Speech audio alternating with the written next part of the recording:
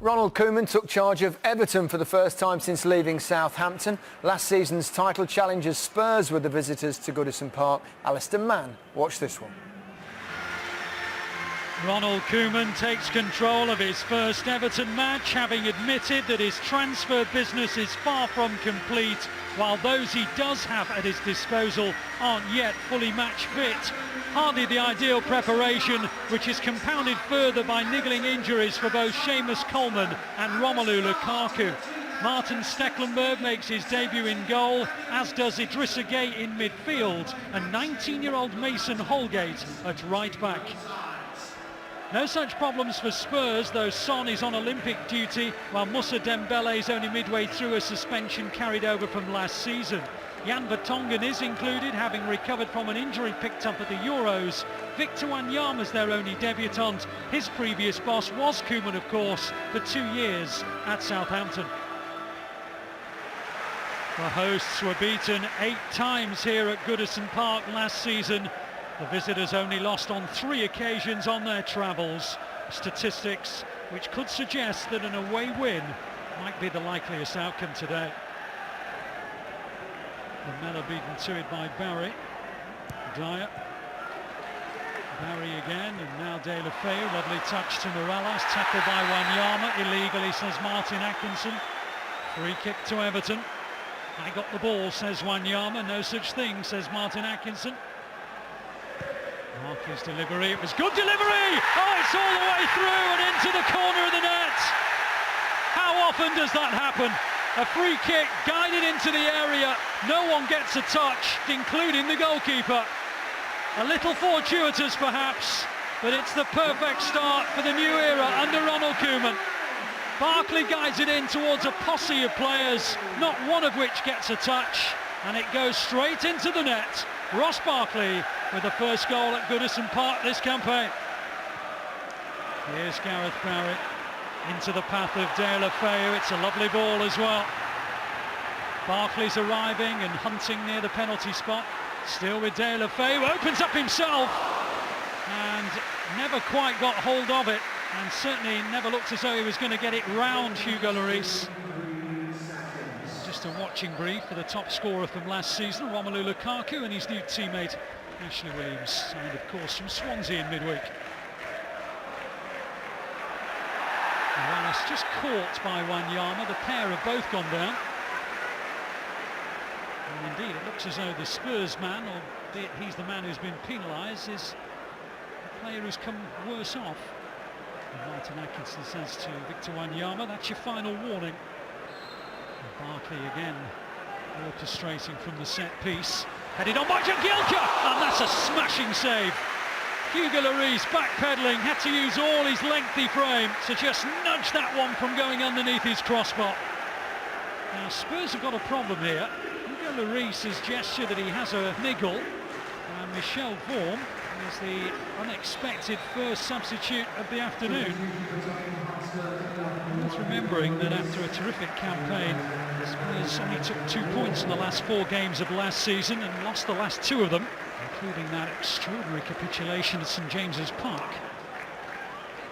Almost the perfect ball for Morales. Now then, De La Feu will get to that, out of nothing! Good stop by Vorm. Careless from Spurs. De La Feu always going to be the quickest to the ball, but Michel Vorm closed him in and made it impossible to get the ball round him. Right on half-time, Everton could have doubled their grip on the contest.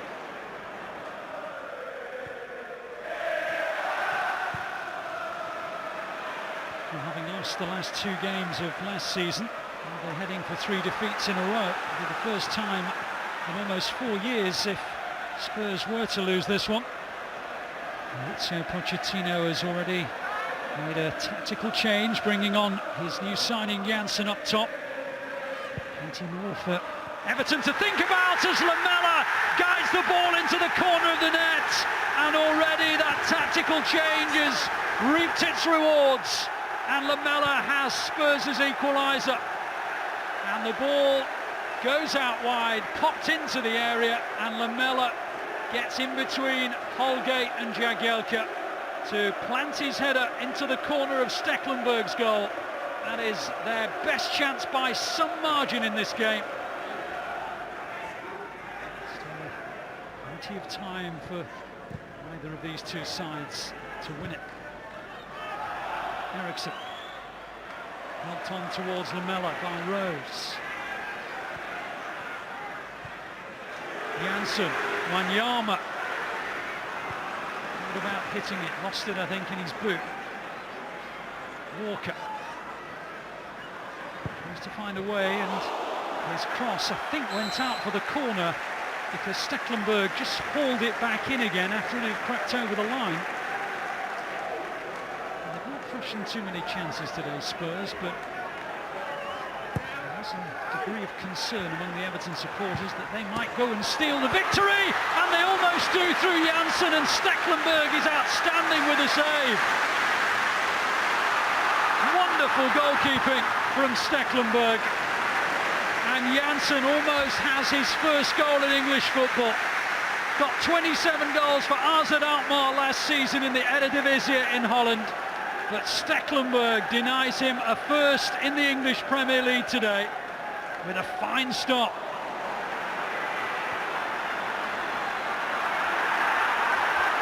Here's Eriksson. Well, that's why there is such concern among the Evertonians, because since the equaliser, it has looked as though Spurs are the likelier winners of this match.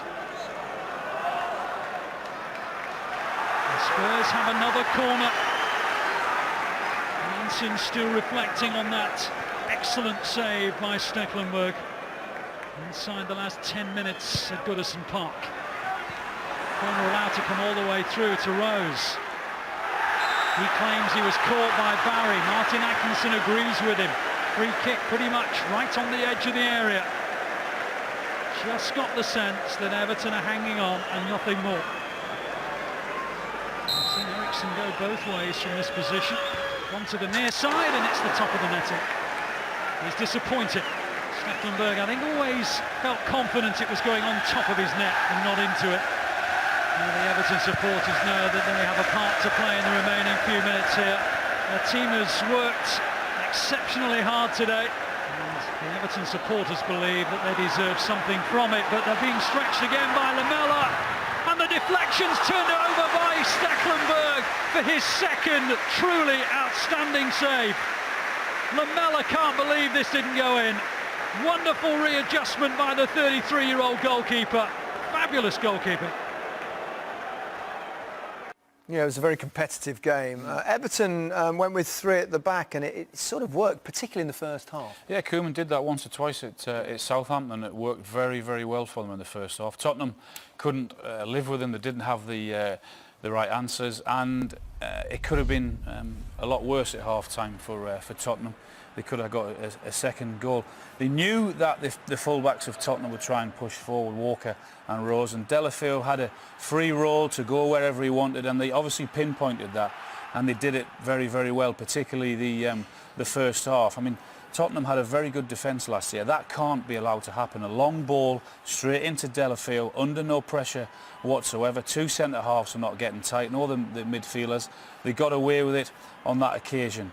Tongan can't be out-fought here by Delafield. Again, it was a long ball up. He turns him, he twists him, and again they're into in that full-back position. Dyer doesn't track Morales, and they were fortunate, and they got away with that. Long ball up again. I mean, that's a 60 or 70 yard ball in behind, because Kyle Walker's ran on again in the space in behind, and they did it very well. Leighton Baines got tight on Walker, pushed right up, gave him no space whatsoever. So that was the left-hand side. This is now the right-hand side, because Rose is trying to get down that line and give a little bit of width, and time again they got into these positions and caused them problems. And as I said, it could have been 2-0 just before half-time. Yeah, Pochettino changed things, didn't he, in the second half, and they were much improved. I mean, he said himself they looked a little bit the first half like the end of last season, but they were back to their best in the second. Well, what he did in the second half, 5 minutes into it, he brought Janssen on just to give them a little bit more help up there. Harry Kane was anonymous first half, but for the first time they started asking questions of that back five, running in behind, and no one did that. picking up second balls, getting efforts in goal. They've now got men forward because Janssen has taken the pressure off Kane. He's not fighting three centre-halves as he was in the first half. They've now got another body to worry about. Lamela gave them a little bit of width, and I said they're getting balls into the box and they're having shots at goal, and it worked perfectly for them. And this was like Tottenham of last season, asking questions of them, and this is the goal here. And what's key here is just watch the four guys they have in the box. They've got Janssen, they've got Kane, they've got Lamela, they've got Dele Alli in there, and that is a brilliant ball. And the desire from Lamela to get across the centre half, and that is brilliant. It's a great ball in and a very, very good header. Good understanding of Kane and Janssen, two centre forwards working together. And as I said, they're now stretching those fullbacks of the Everton defence. They're now asking different questions, putting pressure on the goal. And Janssen had his chance. I know this is a very, very good save, but he finds himself 6 yards out. He should actually score. It's a good touch to get in there, but he should score. But I think a draw was a fair result at the end and a point each. OK, well, we've seen last season's champions, we've seen Manchester City, we've just seen Tottenham. They were all competitive in the title race last season. It's that moment. Who do you fancy to win the title this year? It's seemingly very open. It is open. I think I'm going to probably go with City because of what they are capable of doing and the players they have got to come in. You know, the new signings. I still think Leicester City or Man? No, I don't think I'm going to go with Leicester City this season. And I think Chelsea are going to run them close. Obviously, we still haven't seen Chelsea, we haven't seen Man United, and we obviously haven't seen Arsenal. But I just feel that City might get it right. Alan? Such a tough call. I mean, a lot can happen in between now and the end of the season. And Sane is to come into City's side, and Gundogan and Vincent Kompany also. So they'll get better, they'll improve. So City or United, but just City, I think. Yeah. I mean, you mentioned Arsenal briefly there, but do you not think they're title contenders this season? Everyone seems to have either a new manager or loads of new players. What about Arsenal? Well, you know, I feel for Arsenal this season simply because last season was a very good opportunity for them to do it. They haven't really added too many to the squad. Yes, Oxlade-Chamberlain and Theo, you want them players to do well, but I'm not sure with the strengthening of the other teams how Arsenal are going to be able to challenge them continuously to actually overturn the teams that have just made so many signings. OK.